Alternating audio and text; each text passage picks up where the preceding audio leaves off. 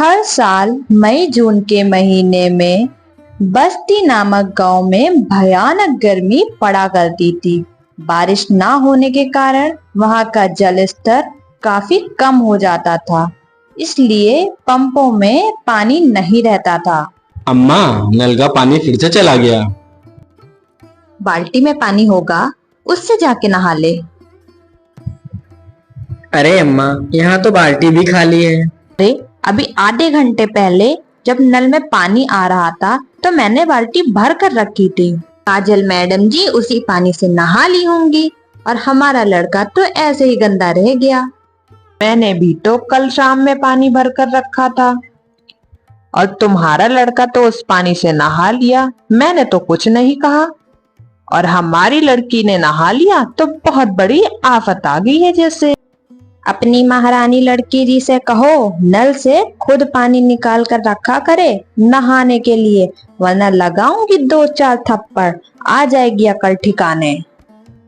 अच्छा, मार के दिखाना, जैसे मेरे पास तो हाथ है नहीं। काजल अपनी नानी के साथ अपने मामा के घर में रहा करती थी।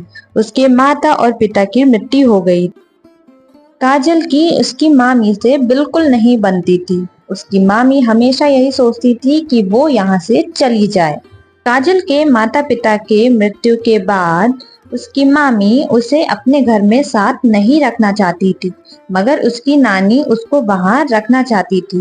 रात को जब काजल के मामा घर लौटते हैं तब उर्मिला सारी बातें अपने पति को बताती है।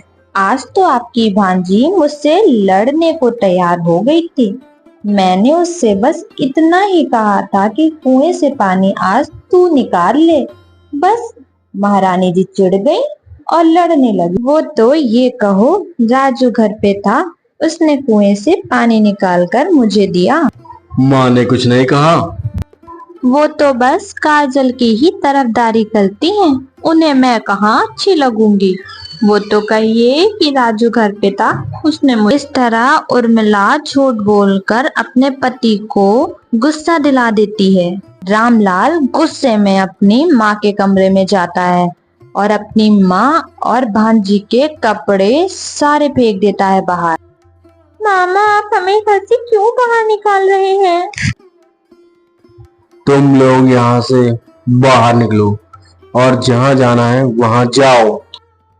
काजल और उसकी नानी सरपंच जी के पास अपने बेटे रामलाल की शिकायत करने पहुंच जाती हैं, लेकिन वे वहां जाते ही देखती हैं कि सरपंच जी को उसकी बहू ने पहले से ही रिश्वत देके अपने पक्ष में करवा लिया है। रामलाल और उर्मिला और उनका बेटा उन्हें धक्के मारकर घर से बाहर निकाल देते हैं। नानी, अब हम कहाँ जाएंगे? काजल बेटा, मैं तेरी मौसी यानी कि अपनी छोटी बेटी के घर चलते हैं। वो हमें जरूर मदद करेगी, हमें ऐसी हालत में देखेगी तो जरूर हमारा सहारा बनेगी। भरी दोपहरी में काजल की नानी धूप में चलते चलते गर्मी के कारण बेहोश हो जाती है। काजल इधर उधर पानी खोजने के लिए चली जाती है, लेकिन उसे कहीं भी पानी नहीं मिलता। आसपास सब का सब सूखा ही पड़ा था। वह कोशिश करती है कि उसे शायद ही कहीं पानी मिल जाए, लेकिन नहीं, उसे पानी तो कहीं दूर दूर तक नजर ही नहीं आ रहा था। लेकिन उसने हार नहीं मानी। वह और आगे बढ़ती चली गई जब तक उसे पानी का कोई स्रोत न दिखे। वह आगे गई तब उसने देखा उसे एक कुआं दिखा। वह जल्दी से कुएं के पास पहुंच गई और जब कुएं में उसने झांक कर देखा तो उसमें तो पानी ही नहीं था, वह कुआं सूखा था। हार मानकर काजल अपनी नानी के पास आकर खड़ी हो गई। वह इंतजार में थी कि कोई राहगीर उसकी मदद करे। तभी एक लड़का वहां से गुजर रहा था। उसने जल्दी से जाकर उससे पूछा, सुनो, मेरी माँ को अस्पताल पहुंचा दो और बदले में तुम मुझसे ढेर सारा सोना ले लेना। देर बाद वो नौजवान काजल और उसकी नानी को हॉस्पिटल पर छोड़ ही देता है। अस्पताल में काजल की नानी का कुछ दिनों तक इलाज चलता रहता है और उसकी नानी ठीक हो जाती है। नानी जी, अब हमें मौसी के घर जाकर उन पर बोझ बनने की जरूरत नहीं है। हमारे पास एक जादुई कुआं है जिससे हीरे निकलते हैं। हम उन हीरो को बेचकर अपना गुजारा कर लिया करेंगे। काजल जल्दी से जाकर उस कुएं से हीरे निकालना शुरू कर देती है। अपनी जरूरत के मुताबिक उस कुएं से हीरे निकालती रहती है और उसे एक जगह इकट्ठा कर कर रख लेती है। उसके बाद काजल शहर में जाती है बाजार और वहां जाकर हीरो को बेच देती है और उसी हिसाब से पैसे अपने साथ ले आती है।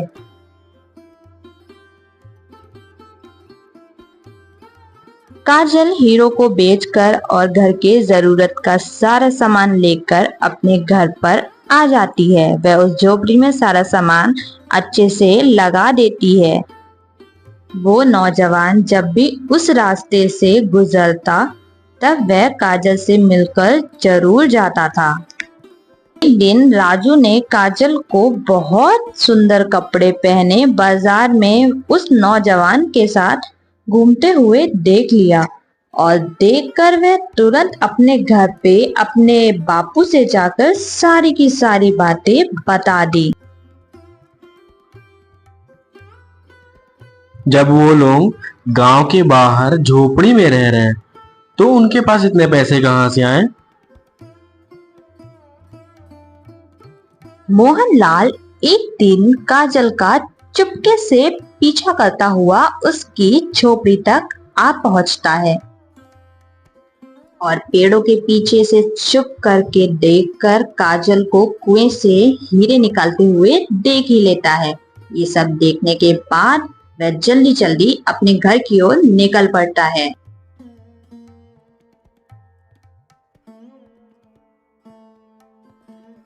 अरे, ये बैलगाड़ी से आप कहाँ जा रहे हैं? जरा मुझे तो बता दीजिए।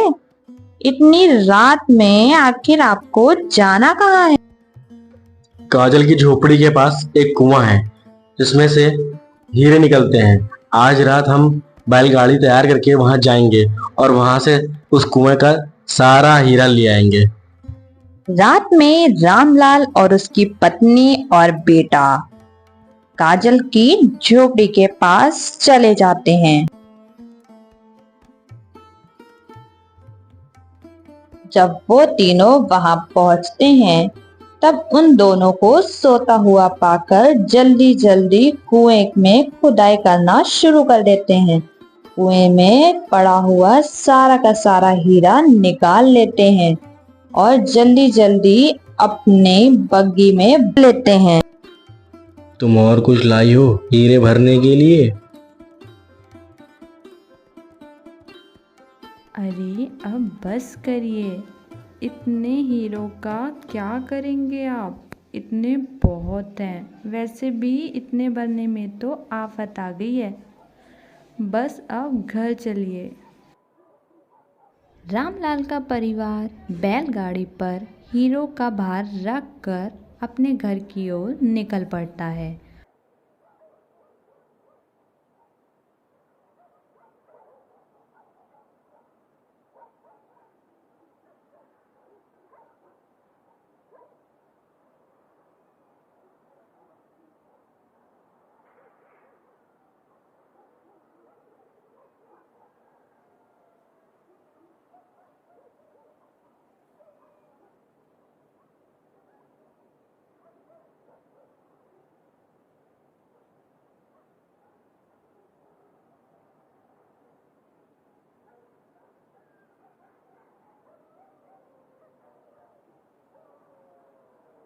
रात में डाकुओं की टोली उसी रास्ते से गुजर रही होती है। उन डाकुओं की नज़र मोहनलाल के परिवार के ऊपर पड़ती है और वह उनके परिवार को मारकर उनका चुराया हुआ सोना वो चुरा कर ले जाते हैं।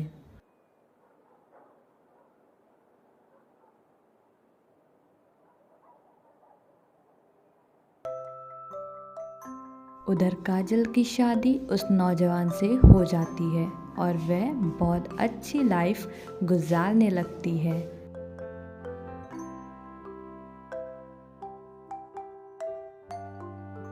किसी ने सच ही कहा है, बुरे कर्मों का फल बुरा ही होता है।